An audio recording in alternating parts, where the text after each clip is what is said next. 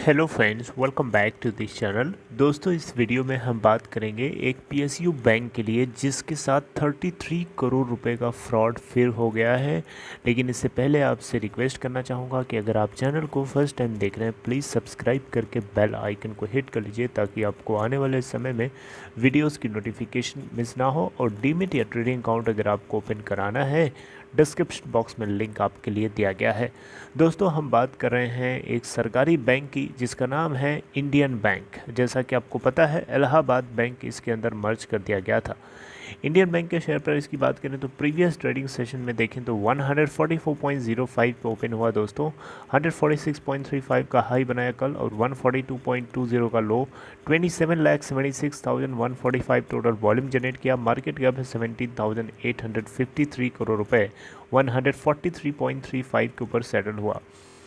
कल की बात चलिए, खैर आइए खबर की बात करते हैं दोस्तों। जैसा कि आपको मैंने ये खबर जब आई थी तब भी मैंने आपको बताया था कि अभी केयर की तरफ से, केयर रेटिंग एजेंसी की तरफ से इंडियन बैंक जो है, इंडियन बैंक के आउटस्टैंडिंग प्रपोज्ड 81 बॉन्ड्स को लेकर के एक स्टेबल आउटलुक दिया गया था और केयर AA प्लस के रेटिंग में भी अपग्रेडेशन किया गया था।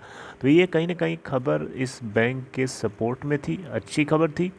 अब देखा होगा, आपने बताया था मैंने कि केयर रेटिंग एजेंसी ने इसके बैंक्स के जो आउटस्टैंडिंग प्रपोज्ड टीयर 2 बॉन्ड्स हैं उसको लेकर के यहाँ पे केयर रेटिंग्स ने AAA की रेटिंग दी थी और स्टेबल आउटलुक दिखाया था। ये तो इसकी पॉजिटिव साइड की बात है, यानी अच्छी खबर थी।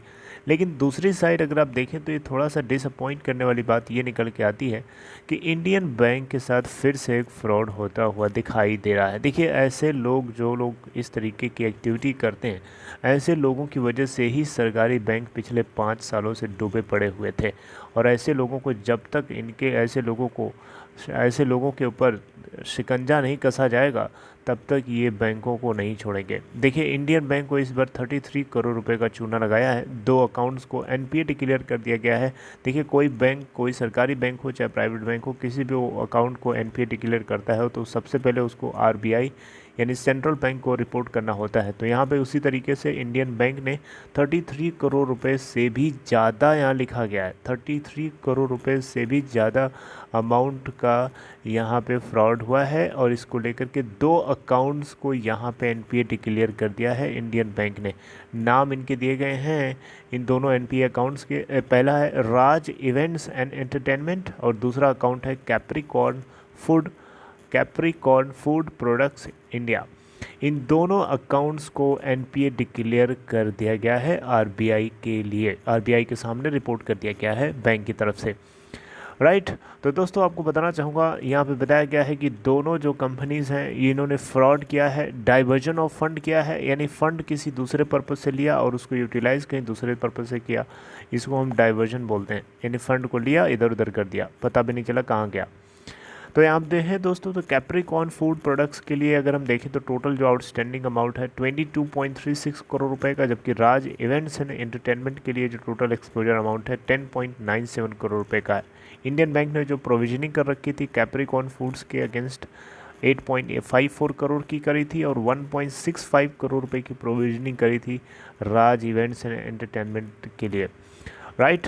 तो दोस्तों, ये खबर आपको पता होनी चाहिए और उसके अकॉर्डिंग आपको सावधानी भी रखनी चाहिए। देखिए, इंडियन बैंक हो चाहे पंजाब नेशनल बैंक हो चाहे कनारा बैंक हो चाहे कोई इस तरीके का, चाहे SBI ही क्यों ना हो, इन सभी के साथ ऐसी सिचुएशन होती रहती है। और हम कई बार मैंने आपको अपडेट किया भी है, आपको ऐसा नहीं मैं पहली बार बता रहा हूँ। इससे पहले भी इंडियन बैंक में एक बार फिर से इससे पहले भी फ्रॉडलेंट हुआ था, उसको भी मैंने आपको रिपोर्ट बताया था।